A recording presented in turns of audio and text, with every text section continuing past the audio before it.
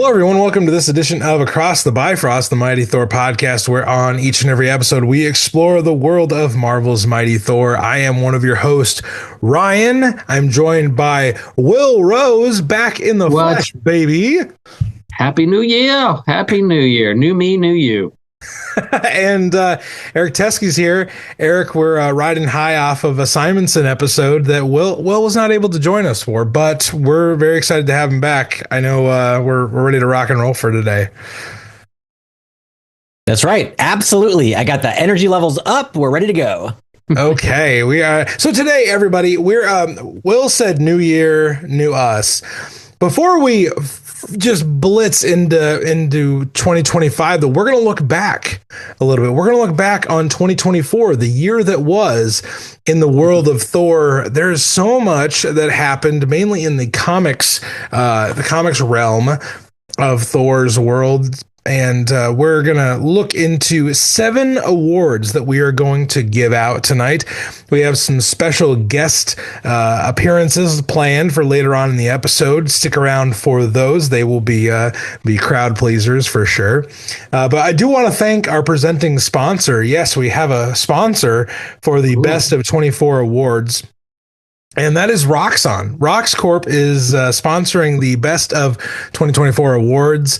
And that is just something we're really proud we could get that partnership ironed out.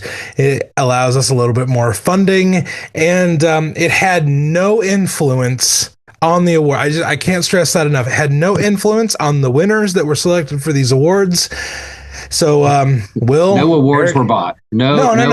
Were bought. We can't be bought, but we can be coaxed. We'll put it that way. What's the name of Chad Hammer's truck? What was the name of that truck? It is the Thor truck. It is Thor like a Thor Cybertruck. Thor Cybertruck. Yeah. So if you see me driving around in one of those in your town, it's not because they gave me one. It's for this particular episode to influence.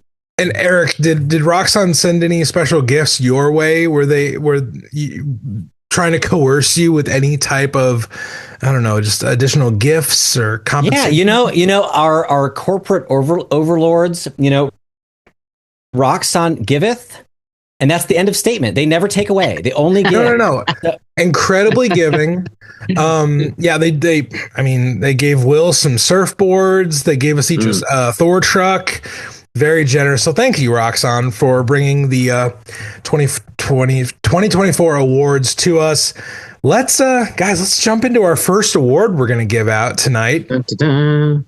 This is the Guest Appearance Award. This is for Thor specifically, other books that Thor showed up in as a guest.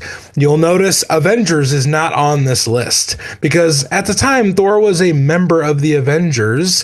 So there's a little quick caveat there. But here are the options. Here are the nominees for Guest Appearance of the Year. We had Sensational She-Hulk, issues 9 and 10.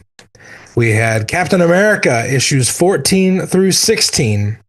And then Spider-Boy, issues 7 through 8.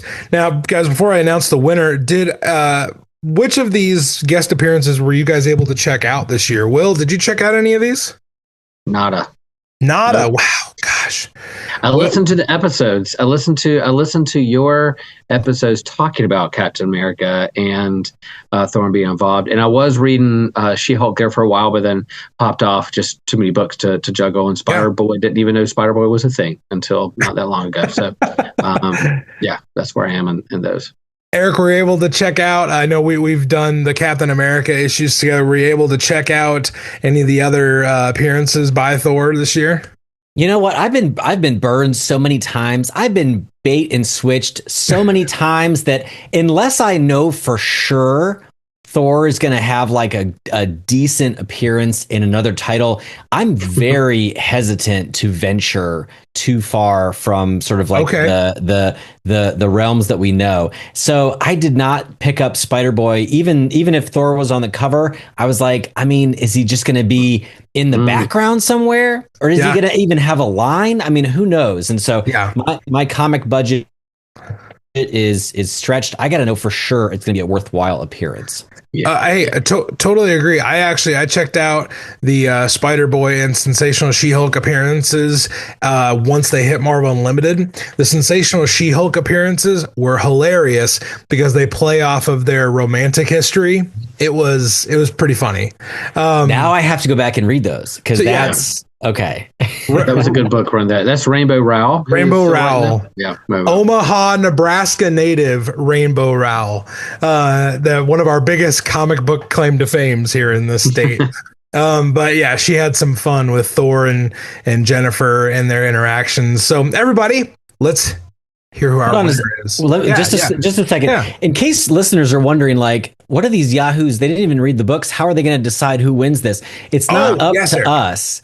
There was a poll. There was a whole voting period where listeners and followers got to weigh in and to cast their votes. So just because Eric Teskey didn't read Thor in She-Hulk doesn't mean that I was the deciding factor of what gets this right. So if we're talking about and you're like, I'm skeptical if they even really took this that seriously. We had we crowdsourced it. We got the will of the people to weigh in on the not Will of the Rose, not the Will of the Rose, Will of the people. And if you voted, Roxxon is sending you a gift bag, so look for that in the mail if you voted.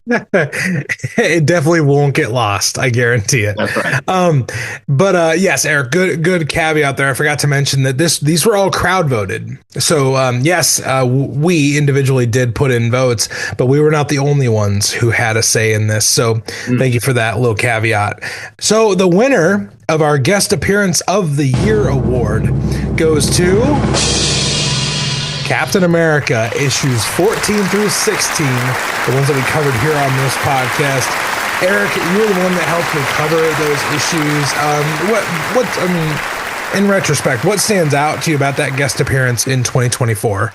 Guest appearance, he took over the whole title. It was ridiculous for 3 issues in a row to close out a Captain America solo title.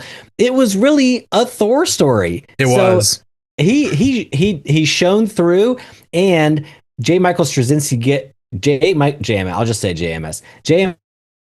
JMS got to wrap up a Thor storyline that was started years earlier. So it was almost like the end of the closing of a chapter, the end of an era, the wrapping up of some loose ends.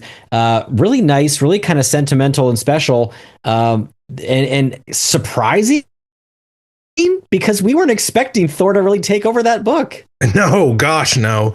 It became a very Thor-centric tale towards the end there, for sure. So, yeah, our first award goes to J. Michael Straczynski and Captain America, issues 14 through 16, for our Guest Appearance of the Year.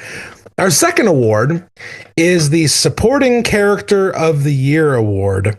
This goes out to someone that really helped Thor along the way in 2024. Our nominees were Amora the Enchantress, Loki, Hercules, Sif, and Magni. So, Will, a lot of worthy nominees here. A lot of people that had mighty contributions for our guy, the mighty Thor. Did you have a personal favorite here before we announce the inevitable winner of the award? Yeah, I mean, it's hard. I voted for Loki. Just, it's hard. Some of the others were great choices, and I love them as a part of the book. But in terms of like the person who's supporting Thor through this whole run with the Al Ewing is weaving, in the story he's telling, the long game there. Loki has such a prominent spot that it's almost like you could say the Immortal Thor and Loki comic book, because they're about 50-50 through this. So it's hard not to choose Loki. So that's what I voted for, and we'll see if that holds up. Drop. Understood. Eric, your guy Hercules, this is one of his only appearances on the list. So I just want to know what I assume you voted for Hercules. Why did you feel like Hercules was worthy of a vote for Supporting Character of the Year? I voted for Hercules. This was the year of Hercules. Right? I mean, you gotta be honest. He brightened everyone's day when he showed up in Thor number 13, and we're like, their buddies are getting back together. The pals are reunited Right? after years that they haven't been in the same book together. So that to me made it clear that Hercules was the supporting character, the pal, the buddy, the deific duo. I mean, you can't break up the deific duo. That's so powerful. So that was my vote, but I don't know. It's not just up to me. It's up to the people. You're right, Eric. So we'll get to the winner of the supporting character of the year award was Loki. Loki, the god of mischief, the god of storytelling, wins this award. And it's funny. Loki was all over, like Will said, the beginning of this book. But Loki did get sidelined about halfway through this year in a pretty permanent way, I guess. Thor took him off the board. So I imagine that when voters went to this, they saw, oh, Loki, I love Loki. And maybe whether you're reading Immortal Thor or not, Loki's just a fan favorite. We totally get that, understand it. But yeah, Loki walks away with the supporting character of the year award. Well, just a quick follow up here. What do you think Loki has done so far in Immortal Thor, and maybe more specifically in 2024, that warranted them winning the supporting character of the year? Well, I think like you said, he's the god of mischief, but also the god of storytelling. So I feel like half the narration, or sitting around the campfire with this kind of meta narrative that Al Ewing is talking about in terms of story itself, the power of myth, the power of storytelling, and Loki being one of the main voices and narrators, and storytellers, but you could also make the case like manipulators. Within that. You don't know whether to trust them or not, but you never do. But I think being the person who's actually weaving most of the story or helping, that's the point of view that we hear from, or the narration that we get. I think that's why he was pretty important when it comes to this. Totally agree. Eric, did you see anything specifically that maybe warranted Loki getting this win, this vote, for what they were able to do in 2024? Well, we know that Loki asked Thor, do you trust me even as your enemy? And so Loki really has been enabling all of these things to happen. Because of Loki, Thor now has his new power belt. Yeah. He's passed the second trial. We started the calendar year way back in January with Thor and Loki revisiting a classic tale of going into the Utgard realm, and true, just a lot of different aspects of Loki's character shining through. But in Thor 15 this year, Thor did banish Loki. He said, I banish thee from the golden realm and from my sight. And he banished Loki. So that was definitely a turning point, and we haven't seen what's the expression? We haven't seen Naria hither or something from Loki since then. We haven't seen them at all in the rest of the year. But that's not the old timey expression I was going for. What's the old timey expression? Neither a something a hither or Terry or something or I don't know. Come on, it's folksy and charming. I can't save you here. It's folksy and charming. We'll fix it in post. God damn it! That's what I think of when I think of Loki. Folksy and charming. Folksy and charming. Yeah. Oh man, I love it. So yeah, Loki walks away with the supporting character of the year award. Let's do the flip side of that, guys. The third award that we're going to give out tonight is the Villain of the Year award. Ooh. This is the whatever antagonist thwarted Thor this year that we just can't get enough of, and we hate him so much that we love him. The 5 available people for this Villain of the Year award is, again, Amora. Yes, Amora showed up on both the supporting character list and the villain list. Another villain was the Minotaur, Dario Agger.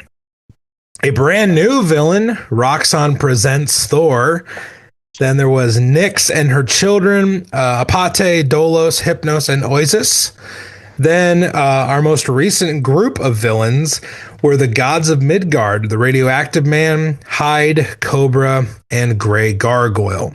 So our winner for Villain of the Year is Amora the Enchantress. And we actually have a special acceptance speech for Amora, so we're going to throw to that here real quick.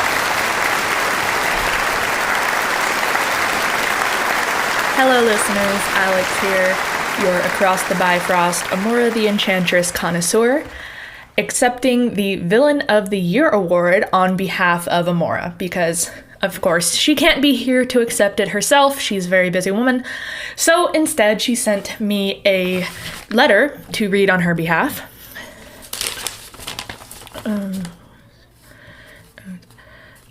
This is just a list of things not to mention. Sif is on here twice. No, just like don't. The entire Defenders run is on. No. Okay. This also says Marvel Studios, but like, no.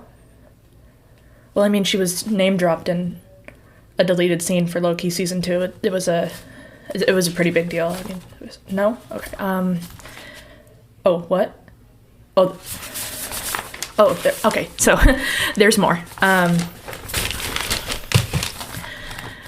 Roxxon would like to thank the listeners for this award. We pride ourselves on delivering the best Thor experience the world has to offer. We are working towards a greater Thor experience for everyone and have big plans for his IP going forward. Anyways, Amora is very grateful to the voters for voting for her. It has been a huge year for her in terms of Thor comics and being the big bad mastermind behind things. So special thanks to Mr. Al Ewing for delivering a show-stopping run that gets better with every issue, and of course to the Thor fans listening for seeing the potential Amora's character has. Here's to another great year of Thor and another year for Amora. Okay, everybody, there you go. Alex accepting on behalf of Amora, because Amora is a busy woman. She's got a lot going on. But Eric, what do you think about, we had so many great villains show up in Thor's book this year. What do you think about Amora sets her apart in this antagonistic role towards Thor? Can I just say, we just got snubbed by Amora? Can I put that on my resume? Like, yeah, absolutely. I'm honored, like, of the people to be snubbed by, like, she didn't even show up to receive the award, but like, typical she's that busy. Amora. Yeah. Bringing people back from other universes and dimensions. She's got lots going on. I gotta say, along those lines, I would have voted for the Minotaur because he's just a ruthless bastard, and that to me screams villain. Yeah. But if you think about it, this Amora the Enchantress as the Villain of the Year, she's the one who's winning. Yeah. She's the one who's getting her way in all of this. She's doing everything. She's running a corporation.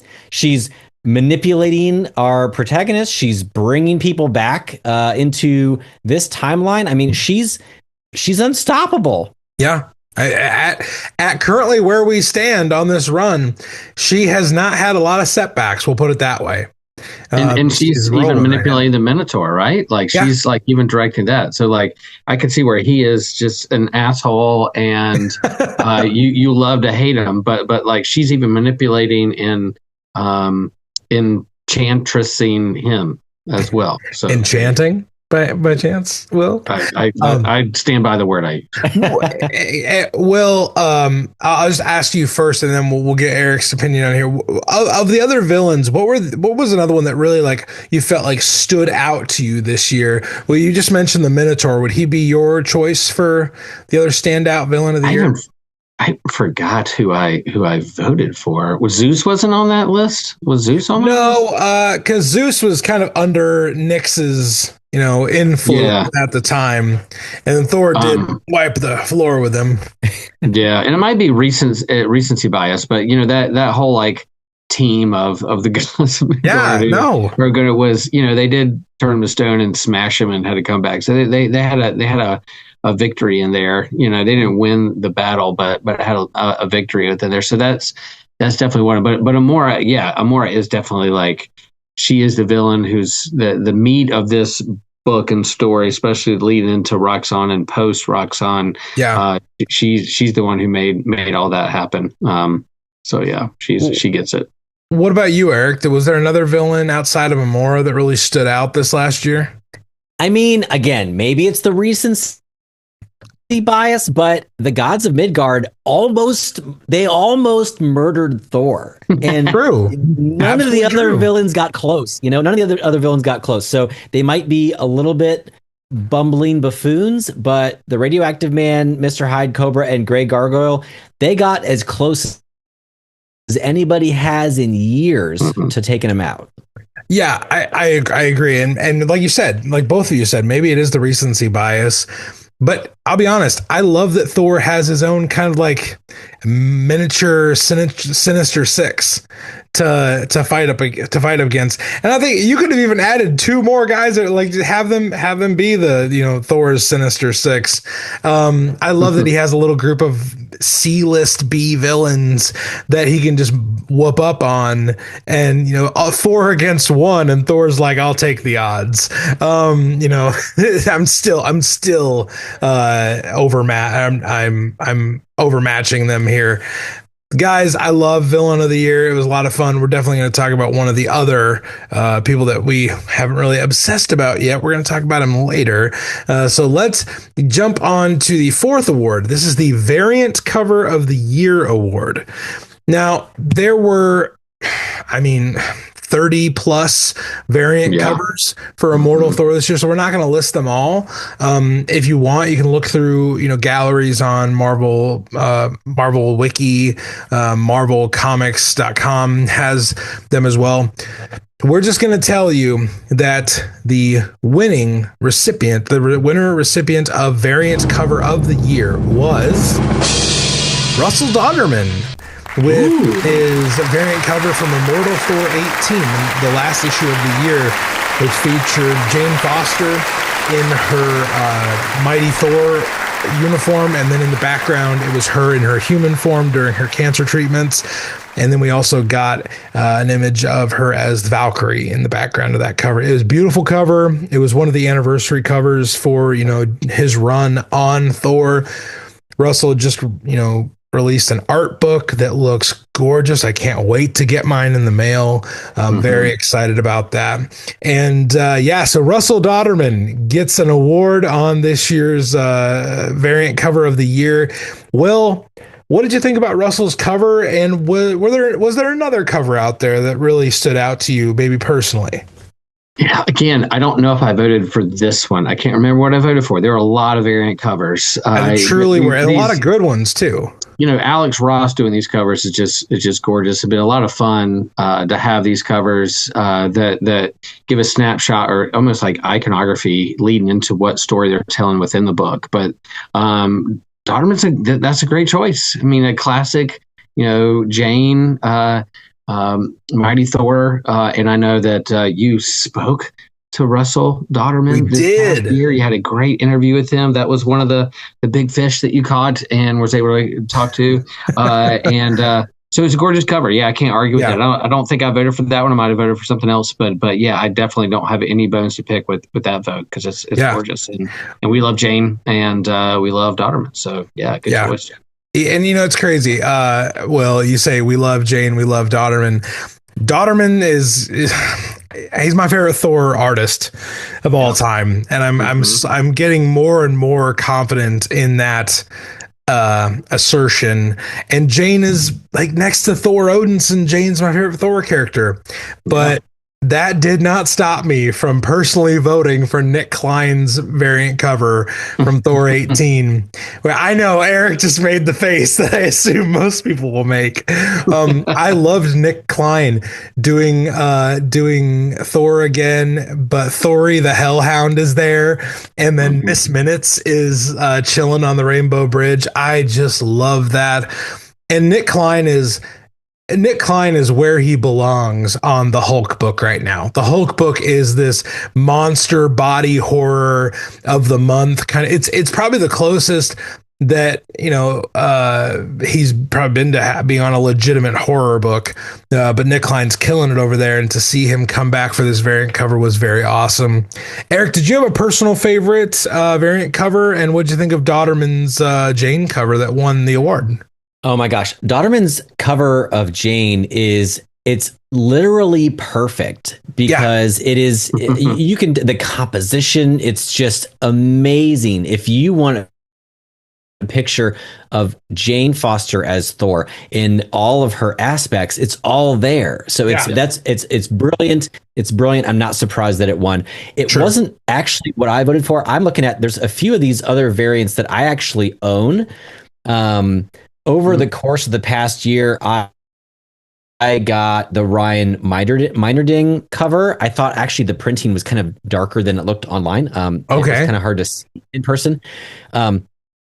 There was, I think I mentally, I had a very nostalgia moment, but I kind of mentally disqualified the Marvel Masterpiece trading card variant because I thought it's not original art for the variant cover. It's art that was made in the 90s, and it's beautiful art, but it's not like made for a variant cover. So I thought some of those with like Loki and Thor on those Marvel Masterpiece trading card versions where I was like, I don't know if I would count that. Man, I'm just scrolling through here. There's tons. And those are the Hildebrandt brothers cards, right? Yeah.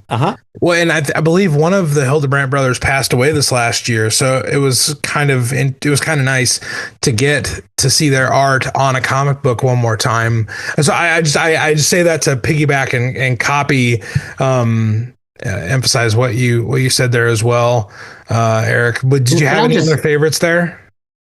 Oh, I'll just say that, like, I like, in terms of comic book collecting and this thing that we do in terms of reading comics and engaging these stories and the way that we consume some of our favorite stories and entertainment, the collecting aspect of it and doing variant covers is just a fun part of this geekiness thing of comic book collecting. And and there's some that are really jacked up, and 1 in 50, 1 in 100, and it could spend a lot of money to get these variant covers, but just random variant covers and things. It's just kind of fun to see if there's a favorite image or artist that you like to follow and they do a variant cover for one of your books. Go for it. Why not? Wes Craig was doing some variant covers for the Absolute DC line of Absolute Batman and stuff, and I love Wes Craig's art, and we're grabbing those for those books. So it's just, variant covers are fun. It's just fun to kind of explore and see and for sure and collect. And I think that, like, even if you are like, you're buying a copy of the book, maybe like what I do is I'll get a variant. I'll get the A cover, the original cover, because I want to have that. But then I'll get a variant in addition to that. And I view it as, this is like a $4 art print. Like I can just put this in a bag. I could frame it if I want to. I can just own this. It's high quality. It's really nice, and it's like buying a print of like an art print.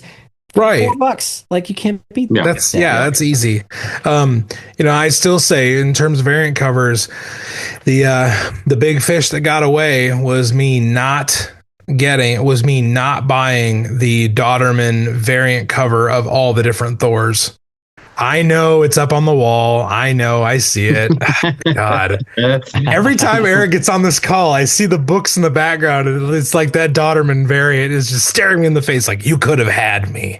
You could have had me. It's nice. It's really nice. Really quick, Will, before we go on to the next award, the Wes Craig mention there.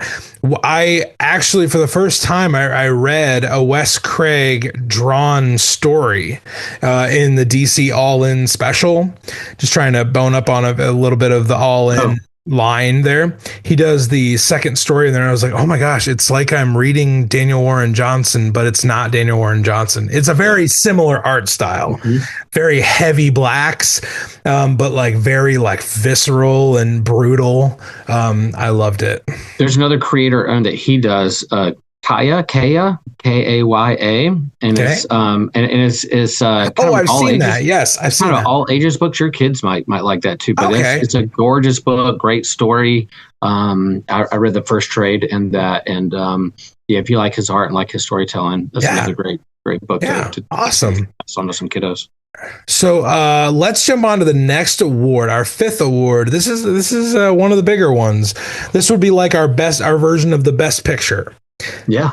This was our issue of the year. So which one of the comics that came out in Thor's run in 2024, which I believe was issues 6 through 18, which issue was our favorite? So obviously we're not gonna list off each issue. It was Immortal Thor 6 through 18, and then we included the Thor annual and the giant size Thor #1. So those were all nominees for this award, and the winner of issue of the year in 2024 was Immortal Thor 14, The Vengeance of the Gods. Upset.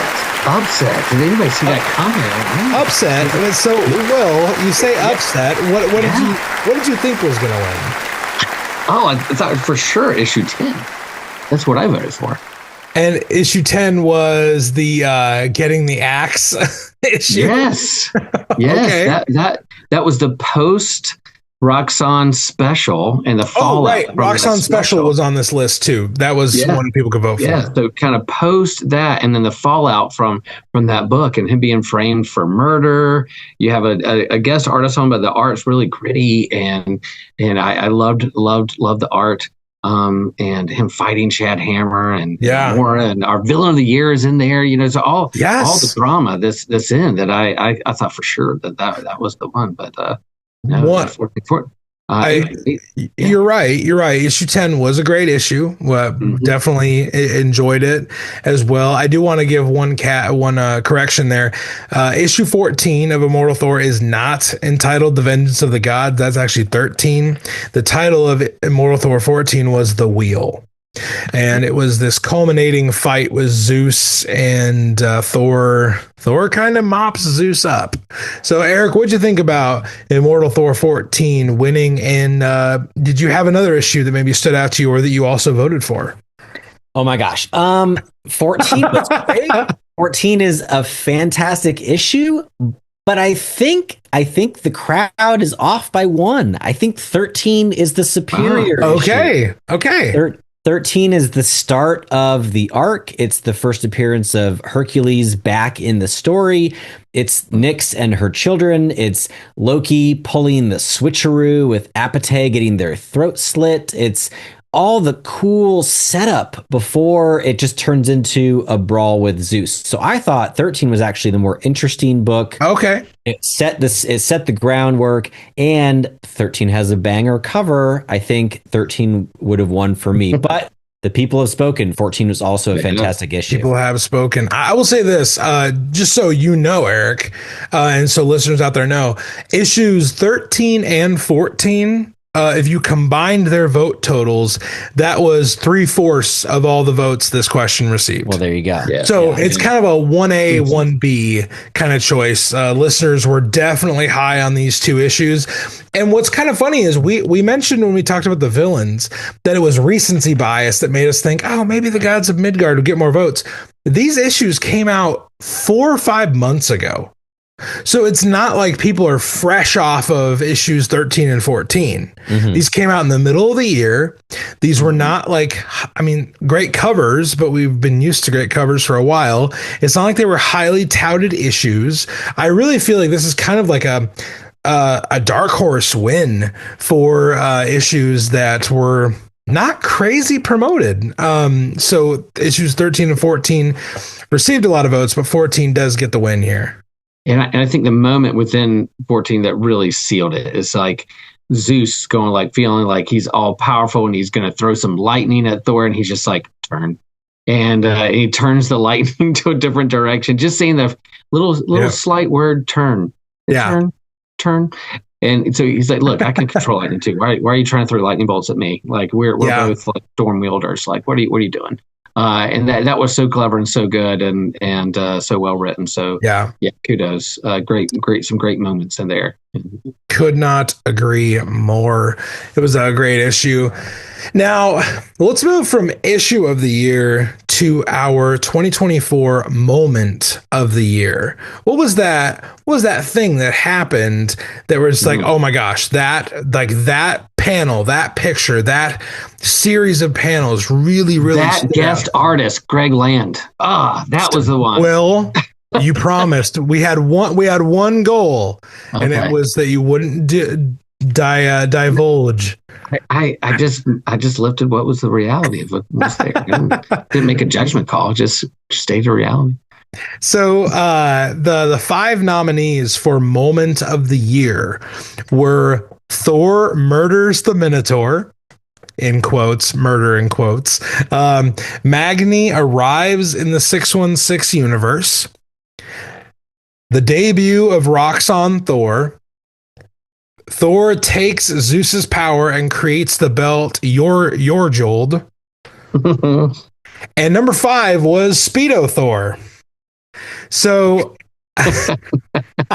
I'm just smirking because I love the picture of Speedo Thor. There he is. Thor. And I just have such fond memories of reviewing that issue and being it was like, so good. You would have had to take his pants off and put his Speedo back on over his boots to get that. Boots on. Oh man, maybe Speedo Thor wasn't the most significant moment, but we had a hell of a time reviewing that issue. It was fantastic. So everyone, the winner of moment of the year was the debut of Roxxon Thor. And because Roxxon is sponsoring this episode, we do have a representative from Roxxon who is here on behalf of them to receive this award. So let's go over to them. Dudes, it's your guy, Chad Hammer. Let's go. I'm your favorite AI spokesperson, and of course, I'm your guru. I'm just going to be, swinging some Mjolnir premium, Mjolnir as we say, over in that rowdy Roxxon world here. I'm driving my Thor truck and I'm hanging out with my boys, the Minotaur and Scourgelicious. And I wanted to thank everybody. I gotta thank you. This is a special moment of the year. I mean, I gotta thank the important people. There's Roxxon, obviously. Secondly, Roxxon, super tubular, those guys. Gotta thank Roxxon. You gotta thank RoxCorp, who, as everybody knows, is a subsidiary of Roxxon. Yeah. Rox Foods, again, they're very important. That's where we get all of our food. Al Ewing, who totally was not captured and forced to do the Roxxon episode. That's pretty important. You gotta thank my all daddy Odin, and also my all daddy Ryan. Those people are important. And I'm gonna go celebrate by beating up some hippies and chasing some waves. Roxxon Thor out. Okay, so yep, Chad Hammer has accepted the award. That was a good one, Douchey Chad Way. Eric, what did you think about the debut of Roxxon Thor? Chad Hammer receiving the Moment of the Year award. I would say that guy sounded like kind of a douche, but my gift bag full of tech says that I kind of like him. Yeah, no, I'm one of the unruly youths that still hasn't gotten fully on board. It's we need to really, really give them the credit they obviously deserve. Fall in line, just fall in line because I've got that counter narrative spirit in me. I need to get rid of that. Our listeners can't see this, but on my mic it says Roxxon right here. Yeah, yes. Rox record. Right. Will, what'd you think about Roxxon Thor debuting and finishing up with this moment of the year award? Well, if we think back on the year, if we remember the solicits and the building up to that and us talking about it and me So good. seeing the creative team on it and almost skipping it and saying, I don't need to read this. It's just like a gimmick. I'm just going to stick with the Thor book. There's only so many comics I can buy. But then when I saw what was happening and what happened, it was one of the best comics of the year. That special, even with Greg Land art, and was just perfect for the particular book that we were reading. It was just so good. So yeah, Roxxon Thor and Al Ewing trolling the trolls on and getting meta with his whole Roxxon Thor and Chad Hammer in this Thor truck and all this. It's just it was so brilliantly written and then that's part of even like Thor reading the actual comic. Again, like issue 10 of Thor is so him good. reading. It pans to him reading the Roxanne special and asking like, "What's going on with his thought bubbles?" Like, that issue is so good. Why did we not vote for Thor issue number 10? It's so good. So even Thor himself read this moment. Right there on the page for us to see. But yeah, it was brilliantly done and so good. So yeah, it has to be the moment. That has to be the moment. This is good. Yeah, it had a lot of buzz, both on the show, in the comic itself. I feel like comic book fans that could laugh at the inside joke enjoyed it. And if you couldn't laugh at it, I don't know how to help you. Like right. It was a funny bit that Al Ewing was doing, and I feel like he got a lot of comedic writing out of that, and that was probably a fun day at the office for Mr. Ewing. So everybody, we have come to our last award of the episode of 2024, and we're going to kind of step outside of the comic book world, and we're going to give an Across the Bifrost award, something that happened on the show, episodes you can actually go back and listen to. You can listen to our chats with each of the nominees for Creator Guest of the Year. Now, before I tell you who the nominees essentially were any comic book creator that came on the show. So there's 6 of them this last year, which is kind of a light year for us, kind of nuts. Maybe we'll try to up those numbers in the new year. I know Faz is very committed to our he's the head of our guest talent acquisitions and engagement. He's named himself. But again, like variant covers. This podcast, I love the rhythm of talking about the actual comics itself and the news of what's going on in the storytelling of Thor in the world as it's happening, but also like speculating and looking what's going to happen in the future, and then even what's coming out on the big screen or little screen, but also mixing there are the people who actually create the stories that we love. And so the rhythm of this podcast, talking about the actual comics and geeking out on that, talking about what we're watching on TV, but then also talking to the actual people who are behind the art that we love, I think is just a great rhythm to this podcast, and why I love being a part of it, and why I think it's just super fun, and it adds a lot out there in pop culture land. Agreed, Will. I will just say this. We had 6 creator guests this last year. Each one of them is fantastic. We love them all. We respect them all. All of them were an absolute joy to talk to. But we did throw it out to the listeners about which guest they thought deserved a Guest of the Year award. So we have 6 nominees. They are friend of the show and all-around good guy, Martine Coccolo. Emanuela Lupacchino came on the show. She and I had a great conversation about Teen Titans. It was fantastic. Then my goat, Russell Dodderman, was on in the summer. That was a long time coming.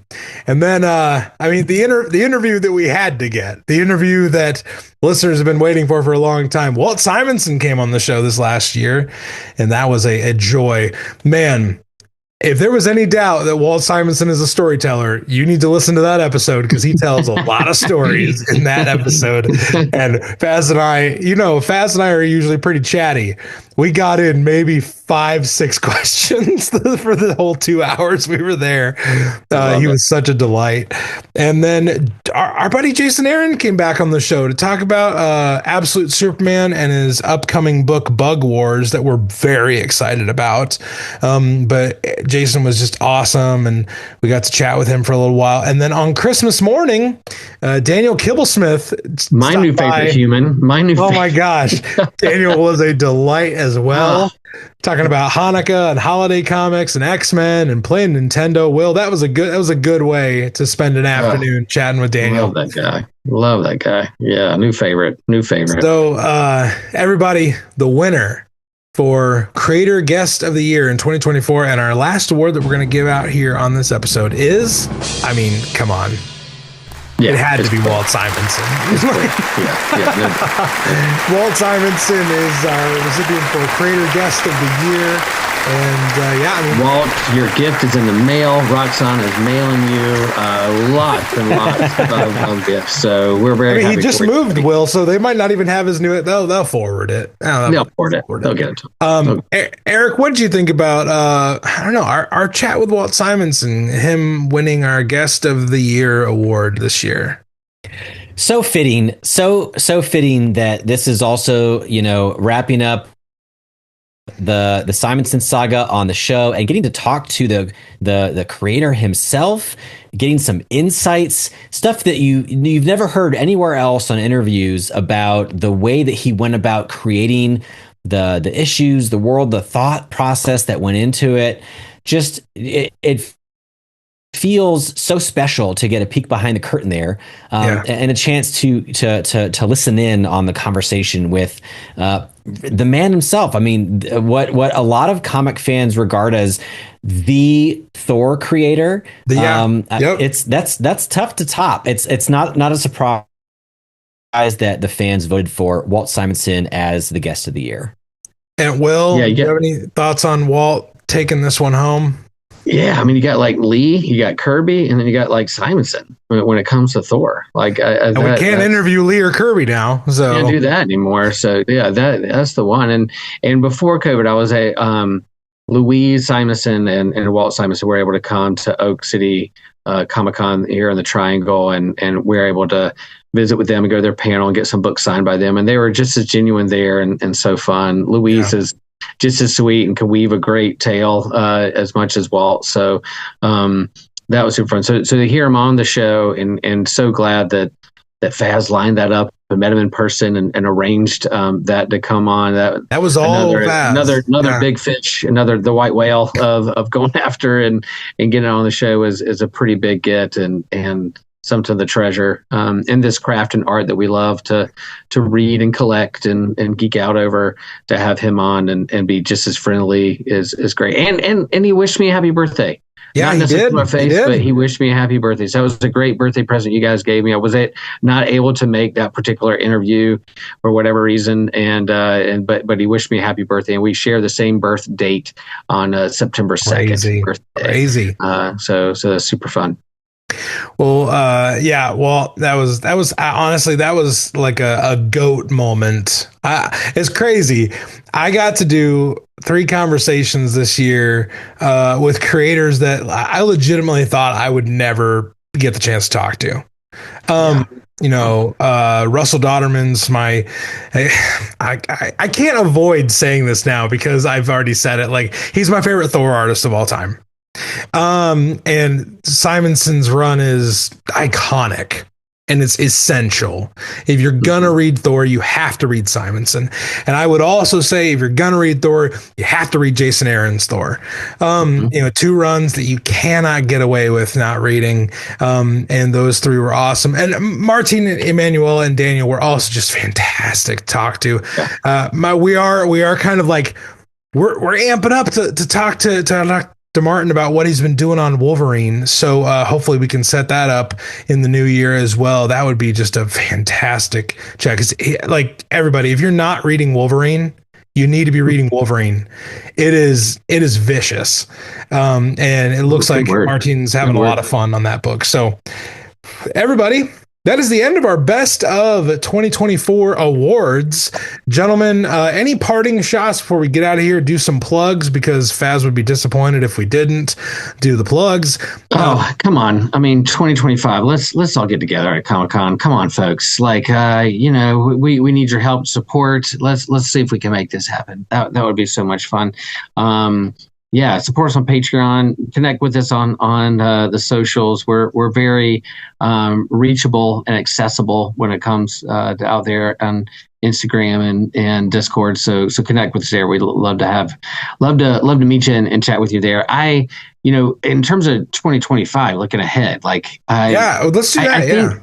I don't know about you guys, but how do you guys feel like the state of the union with comics? I think we're in a pretty good spot. In terms of where things are going, there's a World Under Doom or Doomland or Doom. There's a whole so stoked for that. There's some Doom stuff coming, and we got some great movies coming up that will help draw people's attention to these characters and the source material. Al Ewing's not slowing down. He's going to keep telling the story he's going to tell with Thor, and that's not being canceled anytime soon. So I think it's a good time to be a comic book fan. I like where our industry is and this craft or this thing that I like to get involved with and geek out on. I'm very, very happy where the industry is. Absolutely. Eric, do you have any thoughts on just any final thoughts on this year, but maybe some things to look forward to in 2025? Yeah, I'll say it again. We've got a lot of cool stuff coming up in 2025. 2024 was a great year. We've already seen solicitations for Doctor Strange of Asgard. We know we've got to finish up the TVA miniseries. And if you think to yourself, how can these people be this hyped about Thor comics on a weekly basis? Thor comics don't even come out on a weekly basis.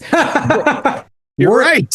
We are just that hyped. We want you to tune in, hit subscribe, follow along on this podcast, because we're serious. We're going to be covering this stuff, chatting about it, breaking it down, and just geeking out about it in a fun way all year long. And we want you to come along for the ride.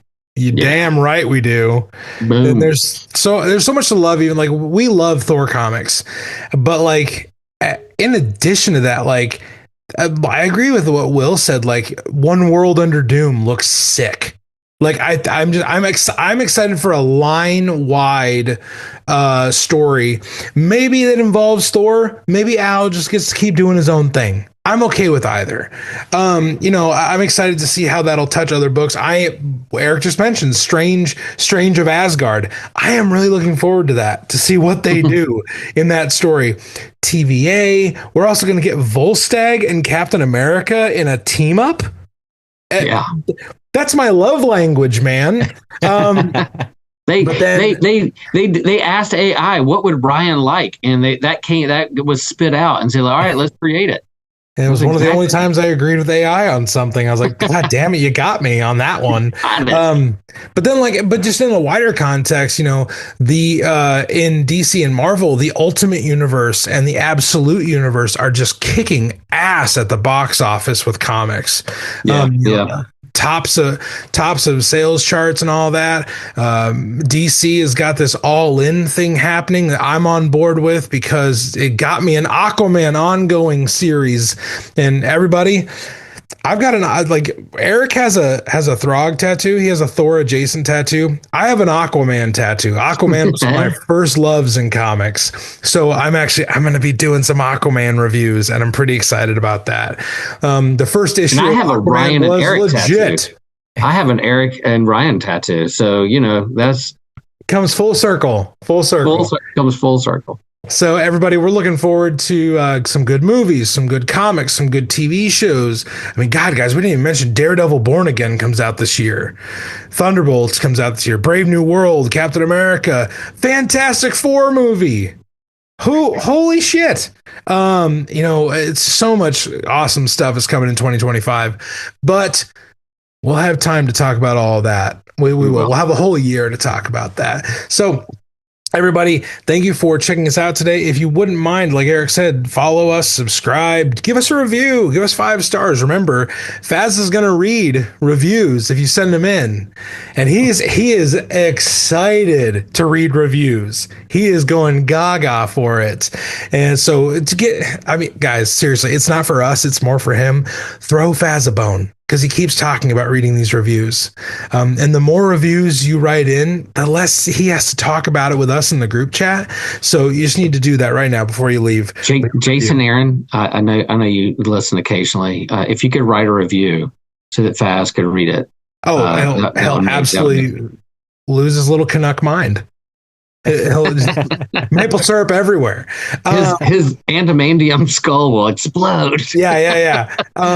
But leave us a review if you want to check out what we have to offer on Patreon. We do pre-games, early episodes, and some bonus material. That is a good way to support us, to help us pay some bills around here.